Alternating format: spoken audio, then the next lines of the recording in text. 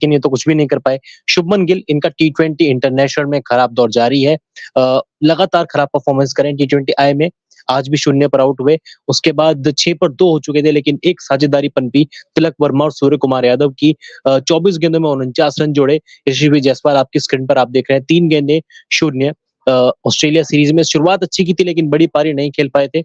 शुभमन गिल, इनकी वापसी हुई थी वर्ल्ड कप फाइनल के बाद, 2 गेंदें खेली, ये भी 0 पर आउट हुए। लेकिन तिलक वर्मा ऑस्ट्रेलिया के खिलाफ आखिरी मैचेस में नहीं खेले थे चिराग, लेकिन आज देखिए 20 गेंदें 29 रन, 145 का स्ट्राइक रेट, 4 चौके 1 छक्का। एक सूझबूझ भरी पारी थी। बिल्कुल सूझबूझ भरी पारी थी और तिलक वर्मा अच्छे टच में भी नजर आ रहे थे। यहाँ पर अगर बात सूर्य कुमार यादव की करें तो 36 बॉल में आज 56 रनों की पारी इन्होंने खेली, 155.56 का स्ट्राइक रेट, 5 चौके 3 छक्के इन्होंने भी लगाए।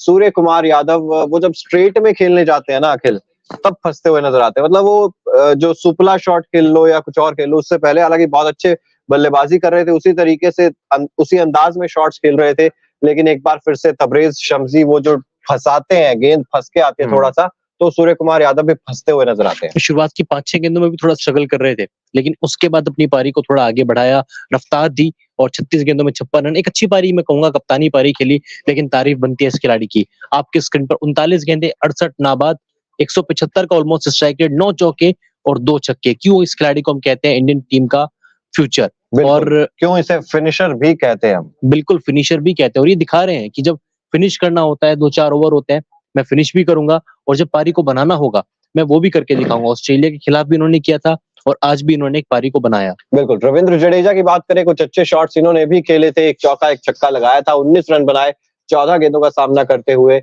और उसके बाद रविंद्र जडेजा का भी विकेट मिल गया था। बात अगर तबरेज शम्सी की करें तो 4 ओवर में 18 रन देकर 1 विकेट इन्होंने हासिल किया। मार्को यान्सन की बात करें, 3 ओवर अभी तक इन्होंने डाले थे और 3 ओवर में 39 रन इन्होंने दिए और 1 विकेट इनके नाम भी रहा है। लिजार्ड विलियम्स की बात करें तो यहाँ पर 3 ओवर इन्होंने किए, 32 रन दिए, 1 विकेट इनके नाम भी आया है।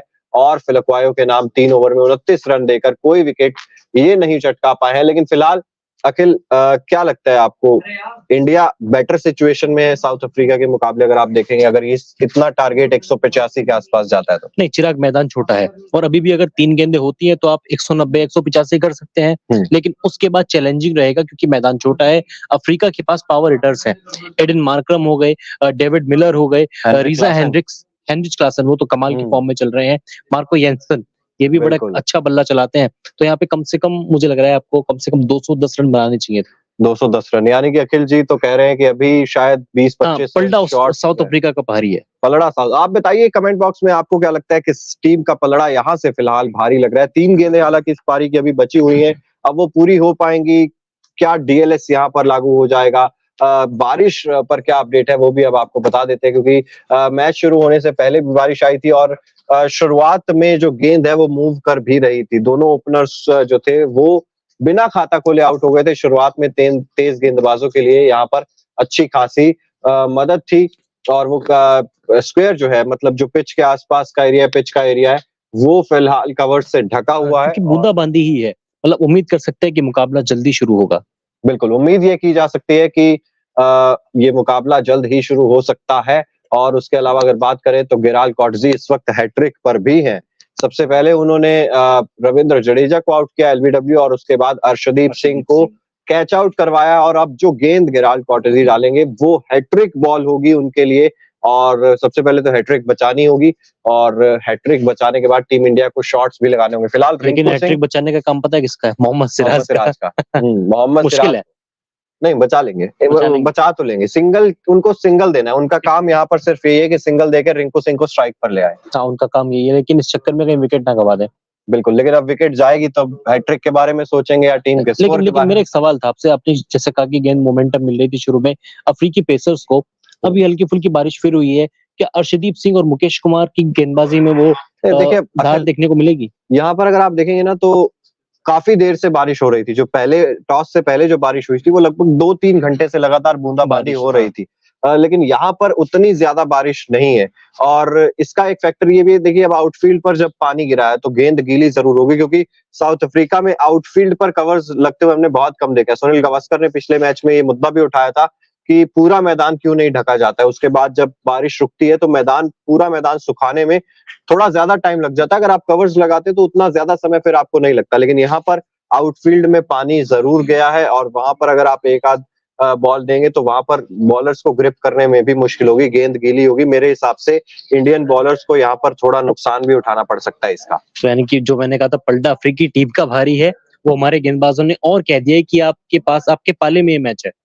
आपके पाले में ये मैच। और जैसा कि आपने बिल्कुल ठीक कहा ना, वहां पर भी आपको ऐसे खिलाड़ी मिलेंगे अखिल, जो ऐसा नहीं है कि टिक कर खेलते रहेंगे या लगातार आपको मतलब सिंगल डबल्स पर ज्यादा निर्भर रहेंगे। नहीं, 7वें 8वें नंबर तक इनके पास पावर हिटर्स हैं, क्योंकि ट्रिस्टन स्टब्स से भी 185 का स्ट्राइक रेट है।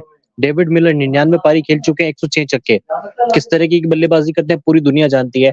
क्लासन, मार्कन, मिजा एंड्रिक्स, मैथ्यू ब्रिटिश, इनको मैंने नहीं देखा है, लेकिन ओपनर है तो जाहिर तौर पर तूफानी बैटिंग करते होंगे। बिल्कुल। और सचिन मेहर जी का भी कमेंट आ रहा है, और इसके अलावा रोशन ठाकुर जी कह रहे हैं अगर ये मैच नहीं हुआ तो क्या होगा? क्या होगा अखिल जी?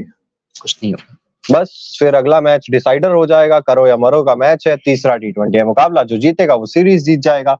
और तीसरे मुकाबले की पिच रिपोर्ट, वेदर रिपोर्ट क्या होगी वो आपको कल न्यूज नेशन पर देखने को मिली जाएगी। मुकाबला परसों होगा। मुकाबला परसों है, कल आपको weather report, pitch report, playing 11 क्या हो सकती है, तमाम सारी चीजों का एनालिसिस न्यूज नेशन और न्यूज नेशन स्पोर्ट्स पर देखने को मिल जाएगा।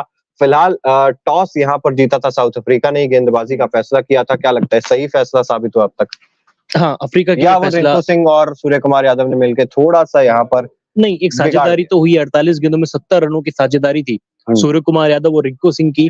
उससे पहले एक साझेदारी सूर्य कुमार और तिलक वर्मा की थी, 24 गेंदों में 49 रन। फिर एक साझेदारी है जडेजा और रिंकू सिंह की, 24 में 38। लेकिन फिर भी मैं कहूंगा अफ्रीका की टीम के लिए एक अच्छा फैसला रहा, क्योंकि 6 रनों पर उन्होंने 2 विकेट छिटका दिए थे। दोनों ओपनर हमारे शून्य पर आउट हुए, और ये सिर्फ दूसरा मौका है T20I में जब हमारे दोनों ओपनर डक पर आउट हुए हैं, 2016 पाकिस्तान के बाद। बिल्कुल, तो ये 2016 के बाद पहली बार ऐसा हुआ है जब दोनों ओपनर्स बिना खाता खोले आउट हुए। यशस्वी जायसवाल और शुभमन गिल आज आपको खेलते हुए नजर आ रहे थे। और कुछ यूजर्स ये भी जानना चाह रहे हैं, जैसे कि अभी कमेंट आया रोशन ठाकुर जी का, कि क्या ये मैच भी बारिश की वजह से रद्द हो जाएगा? देखिए फिलहाल तो बूंदाबांदी है, इतने ज्यादा कंसर्न वाली बात है नहीं, और उम्मीद करते हैं कि ये बूंदाबांदी रुके। और क्योंकि ज्यादा पानी नहीं गिरा आउटफील्ड में भी, तो ये मैच उतना ज्यादा डिले नहीं होगा, ये जल्दी शुरू हो जाएगा। जैसे बारिश रुकती है वैसे ही थोड़ा सा समय जरूर लगेगा, लेकिन उतना ज्यादा नहीं लगेगा। उतना ज्यादा समय नहीं लगेगा, उम्मीद हम यही करते हैं, क्योंकि अच्छा स्कोर इंडिया टीम ने बोर्ड पे लगा दिया है। हालांकि 20 रन मेरे हिसाब से अभी भी कम है, 20 रन बारिश को देखते हुए। रवि चौधरी जी पूछ रहे हैं पिच रिपोर्ट कितने बजे? पिच रिपोर्ट कल 5 से 6 बजे के बीच शाम को आपको देखने को मिल जाएगी। Pitch report, playing 11, weather report और पूरी जो एक एनालिसिस वाली वीडियो होती है वो आपको शाम 5 से 6 बजे के बीच देखने को मिल जाएगी।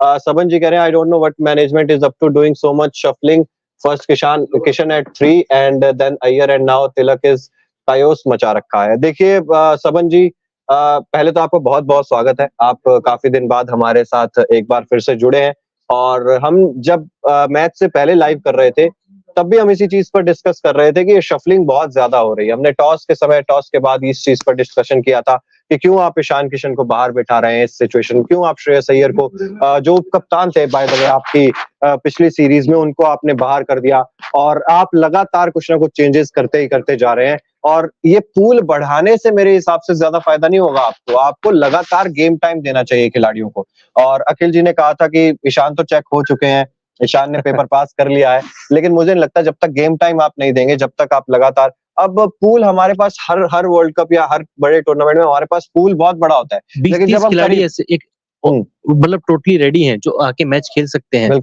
लेकिन आप उनको गेम टाइम नहीं दे रहे हैं, मैच टाइम नहीं दे रहे हैं, तो क्या फायदा? ईशान किशन आपके साथ लंबे समय से जुड़े हुए हैं, लेकिन कितने मैच खेले? जब रोहित शर्मा, शुभमन गिल खेलते हैं, ईशान किशन बाहर बैठते हैं। वर्ल्ड कप में ईशान किशन क्यों नहीं खेल पाए?